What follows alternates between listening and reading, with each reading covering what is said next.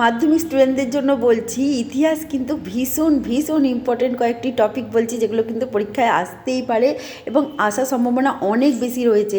যেটা হচ্ছে রেখায় রেখায় জাতীয়তাবাদ, যেটা গোড়া আছে, বর্তমান ভারত আছে, আনন্দ মঠ আছে, গগনেন্দ্রনাথ ঠাকুর আছে, বা ভারত মাতার চিত্র আছে, এই সমস্ত কিছু। এটা কিন্তু খুব ভীষণ ইম্পর্টেন্ট টপিক। আর একটা হচ্ছে ছাপাখানার বিস্তারে শ্রীরামপুর মিশন এবং স্কুল বুক সোসাইটির ভূমিকা, ভীষণ ইম্পর্টেন্ট টপিক। এগুলো আসতেই পারে। বাংলার যে নবজাগরণ সেটা আসতে পারে। আর হচ্ছে যেগুলো আসতে পারে সেগুলো হচ্ছে ছাত্র আন্দোলন আসতে পারে, কারণ ছাত্র আন্দোলনভাবে সেইভাবে কিন্তু ছাত্র আন্দোলন কখনো আসেনি, সশস্ত্র বিপ্লবে নারীদের ভূমিকা এসে গেছে। দেখো, রাধাকান্ত দেব, ডেভিড হেয়ার কিন্তু আসতেই পারে, কারণ রাজা রামমোহন রায় আর ঈশ্বরচন্দ্র বিদ্যাসাগর এসে গেছে। ঠিক আছে। আচ্ছা, এবার হচ্ছে যে প্রথম দিকে যেগুলো বিদ্রোহগুলো আছে, সিপাহী বিদ্রোহের প্রকৃতি বৈশিষ্ট্য আসতেই পারে। মধ্যবিত্ত সমাজের ওপর সিপাহী বিদ্রোহের প্রভাব এসে গেছে। ঠিক আছে।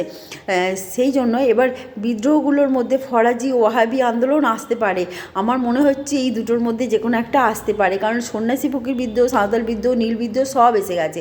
ঠিক আছে। সেই জন্য ওয়াহাবি আর ফরাজি আন্দোলন বিশেষভাবে করে যেও, রংপুর চুয়ার এগুলো করে যেও। ঠিক আছে। আচ্ছা, তারপরে হচ্ছে এখানে যে প্রথম দিকের যে বিষয়গুলো আছে, সেখানে ইন্টারনেটের সুবিধা অসুবিধা কিন্তু আসতেই পারে। আর হচ্ছে যে আত্মকথা আর স্মৃতিকথা, আত্মজীবনীর গুরুত্ব, ভূমিকা, এগুলো নিয়ে আসতে পারে। ঠিক আছে।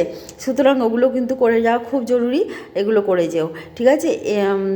আর শেষের যে চ্যাপ্টারটি আছে, সেই চ্যাপ্টারটিতে কাশ্মীর সমস্যা ভীষণ ভীষণ ইম্পর্টেন্ট। কাশ্মীর সমস্যা আসবেই আসবে, ধরে নাও। আর আর যেটা হচ্ছে যে উদ্বাস্তু সমস্যা, কাশ্মীর সমস্যা, এগুলো কিন্তু ভীষণ ইম্পর্টেন্ট। আর একটা ইম্পর্টেন্ট হচ্ছে ভারত ভুক্তি দলিলে সাইন করার ক্ষেত্রে বল্লভভাই প্যাটেলের ভূমিকা, এইটা আসতেই পারে। ঠিক আছে। আজকে এই পর্যন্ত, বাই।